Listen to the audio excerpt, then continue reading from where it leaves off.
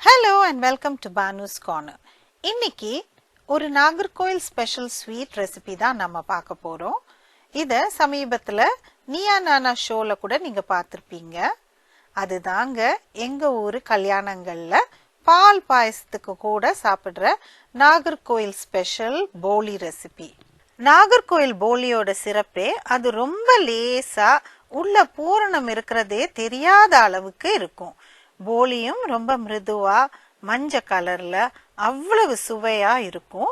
எங்க ஊர் கல்யாணங்கள்ல வாழை இலையில போலி பரிமாறி அது மேல சூடான பால் பாயசத்தை ஊத்தி அந்த பாயசம் ஊறின போலிய வாழை இலை வாசனையோட கையால எடுத்து சாப்பிடும் ருசியே ருசிதாங்க. வாங்க இந்த போலி எப்படி செய்யறதுன்னு பார்க்கலாம். அதுக்கு முன்னாடி நீங்க இந்த சேனலுக்கு புதுசுனா உங்களுக்கு இந்த வீடியோ பிடிச்சிருந்ததுன்னா இந்த வீடியோவை லைக் பண்ணுங்க, ஷேர் பண்ணுங்க, பானுஸ் கார்னருக்கு சப்ஸ்கிரைப் பண்ணி கீழே உள்ள பெல் ஐக்கானை பிரஸ் பண்ணுங்க. தேவையான பொருட்களும் அளவும் கீழே டிஸ்கிரிப்ஷன் பாக்ஸ்ல கொடுத்திருக்கேன், பார்த்துக்கோங்க. தேவையான பொருட்கள்: போலியோட மேல் மாவு செய்ய தேவையான பொருட்கள்: ஆல் பர்பஸ் ஃப்ளவர் அதாவது மைதா மாவு, உப்பு, மஞ்சத்தூள், நல்லெண்ணெய், தண்ணி, இதோட அரிசி மாவும் நெய்யும். பூரணம் செய்ய தேவையான பொருட்கள்: கடலைப்பருப்பு, சர்க்கரை, கடலைப்பருப்பு வேக வைக்க அளவான தண்ணி, நெய், ஏலக்காய் தூள், மஞ்சத்தூள், உப்பு. பூரணத்துக்கு தேவையான கடலைப்பருப்பை நல்லா கழுவிட்டு 1 மணி நேரம் ஊற வச்சு எடுத்துக்கோங்க. 1 மணி நேரம் கழிச்சு ஊற வச்ச தண்ணியை கூட்டிட்டு பருப்பு மூழ்கிற அளவுக்கு கிட்டத்தட்ட 3/4 கப்பு தண்ணி விடுங்க. ப்ரெஷர் குக்கர்ல பருப்பை 2 விசிலுக்கு வச்சு எடுங்க. பருப்பு வேகிற நேரத்துல நம்ம மேல் மாவை செஞ்சிடலாம். ஒரு பரந்த பவுல்ல மைதா மாவை போட்டு அதோட உப்பும் மஞ்சத்தூளும் சேர்ந்து கலந்து விடுங்க. அடுத்ததா 1 டீஸ்பூன் நல்லெண்ணெய் விட்டு திரும்ப கலந்து விடுங்க. இனி கொஞ்சம் கொஞ்சமா தண்ணி விட்டு ஒரு மிருதுவான டோ அதாவது சாஃப்ட் டோ பதத்துக்கு பிசைஞ்சு எடுக்கணும். மாவு சாஃப்டா ஒற்ற பதமா இருக்கணும், அது ரொம்ப முக்கியம். ஹார்டா பிசைஞ்சிங்கன்னா போலியும் ஹார்டா வரும். அடுத்ததா மாவை ஒரு பவுல்ல போட்டு 2 டேபிள் ஸ்பூன் நல்லெண்ணெய் விடுங்க. மாவு எண்ணெயில முழுகி இருக்கணும். தேவைப்பட்டா இன்னும் கொஞ்சம் எண்ணெய் சேர்த்துக்கோங்க.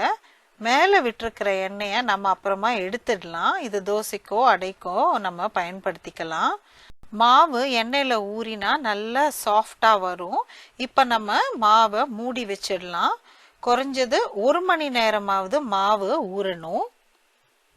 குக்கர்ல ப்ரெஷர் ரிலீஸ் ஆன பிறகு பருப்பு எப்படி வெந்திருக்குன்னு பார்க்கலாம். பருப்புல எக்ஸ்ட்ரா தண்ணி இருந்தா அதை வடிகட்டி எடுங்க. பருப்பு நல்ல மையா வெந்து வரணும், இந்த அளவுக்கு இருக்கணும், பார்த்துக்கோங்க. பருப்பை நல்லா ஆற விட்டு மிக்சி ஜார்ல போட்டு மையா அரைக்கணும். தண்ணி விடாம நைஸா அரைச்சி எடுங்க. தேவைப்பட்டா உங்களுக்கு 2-3 ஸ்பூன் தண்ணி விட்டு அரைச்சிக்கோங்க. நான் ஒரு 2-3 ஸ்பூன் தண்ணி விட வேண்டியிருந்தது. பருப்பு வேக வச்ச தண்ணியை விட்டு நான் அரைச்சிக்கிட்டேன். பாருங்க எவ்வளோ நைஸா இருக்குன்னு. இந்த அளவுக்கு நைஸா நம்ம அரைச்சி எடுக்கணும்.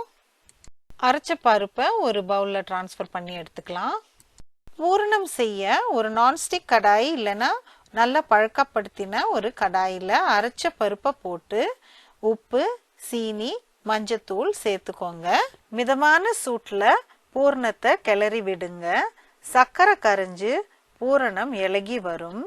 பூரணத்துல நான் முதல்லையே 1 டேபிள் ஸ்பூன் நெய்ய விட்டுட்டேன். நீங்க கடைசியா பூர்ணம் இறுகி வரும் சமயத்துல நெய்ய விட்டா அழகா பூர்ணம் இலகி வரும். அதனால கடைசியா நீங்க நெய்ய சேர்த்துக்கோங்க. மாவு நல்லா கெட்டியாகி வர சமயத்துல நம்ம ஏலக்காய் பொடிய சேர்த்துக்கலாம். பூரணம் நல்லா இறுகி இந்த மாதிரி சுருண்டு ஓரத்துல ஒட்டாம வரும் சமயத்துல நம்ம ஒரு பவுல்ல டிரான்ஸ்ஃபர் பண்ணி எடுத்துக்கலாம். பூரணம் நல்லா ஆறின பிறகு ஒரே அளவுல 8 உருண்டைகளா உருட்டி வச்சுக்கோங்க. நான் பூரணத்தை கொஞ்ச நேரம் ஃப்ரிட்ஜில் வச்சு கூல் பண்ணி எடுத்துக்கிட்டேன். பூரணமோட அளவு கிட்டத்தட்ட ஒரு சின்ன லெமன் சைஸுக்கு இருந்துச்சு. எண்ணெயில ஊறிட்டு இருக்கிற மாவுல இருந்து எண்ணெயை நம்ம ஊத்திட்டு மாவை 8 ஒரே அளவுல பிரிச்சு எடுத்துக்கலாம். பூரண அளவுல இருந்து மாவோட அளவு பாதியா தான் இருக்கும், பயப்பட வேண்டாம். இனி ஒரு மாவு உருண்டைய உள்ளங்கையில எடுத்து நம்ம அப்படி இழுத்து விட்டு விரிச்சு விட்டுக்கோங்க. நடுவுல நம்ம பூர்ணத்தை விட்டு எல்லா பக்கமும் அந்த மாவை இழுத்து விட்டு பூர்ணத்தை மூடிடுங்க. மாவு எண்ணெயில ஊறினதுனால நல்ல சாஃப்டா இழுக்க வரும், எந்த பிரச்சனையும் இருக்காது. அப்புறம் மாவை கையால லேசா தட்டிட்டு அரிசி மாவு இருக்கு இல்லையா, அதுல பெரட்டி எடுத்துக்கோங்க. போலி இடுறதுக்கு நம்ம மைதா மாவு பயன்படுத்துறது இல்ல. மைதா மாவு பயன்படுத்தினா அது ஒட்டிட்டே வரும். ஆனா இந்த மாதிரி அரிசி மாவு பயன்படுத்தும் போது ஒட்டாம அழகா இட வரும். இனி சப்பாத்தி மாதிரி அரிசி மாவு தூவி கவனமா நம்ம போலிய திரட்டி எடுக்கணும். பூரணம் நைஸா இருக்கிறதுனால நல்ல சுலபமா லேசா திரட்டலாம். பாருங்க எவ்வளவு நல்லா வந்திருக்குன்னு.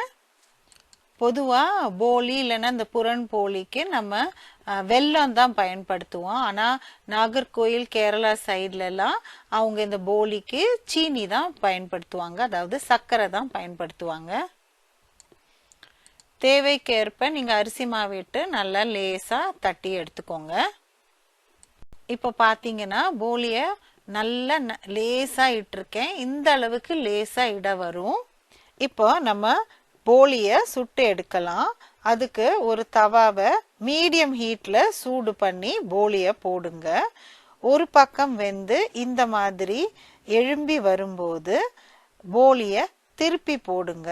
மறுபக்கமும் வெந்த உடனே நெய்யை தடவி இறக்கிடலாம். இல்லைன்னா நம்ம மறுபக்கம் வெந்த உடனே வெளியில எடுத்துட்டு அப்புறமா இந்த மாதிரி நம்ம நெய்யை தடவிக்கலாம். சப்பாத்தி மாதிரி போலிய மாறி மாறி திருப்பி விட்டு வேக வைக்க வேண்டாம். ஏன்னா பூரணம் ஏற்கனவே வெந்ததுதான், மேல் மாவு மட்டும்தான் வேகணும். அதுவும் லேசா இருக்கிறதுனால ஒரே ஒரு தடவை 2 பக்கமும் நம்ம போட்டு எடுத்தா ஈஸியா வெந்துடும்.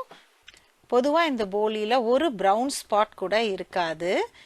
இப்போ போலிய பிச்சு பார்க்கலாம். பாருங்க மேல் மாவுக்கு அடியில பூரணம் எவ்வளவு லேசா தெரியுதுன்னு. புரட்டாசி சனிக்கு தான் நான் இந்த போலிய செஞ்சிருந்தேன்.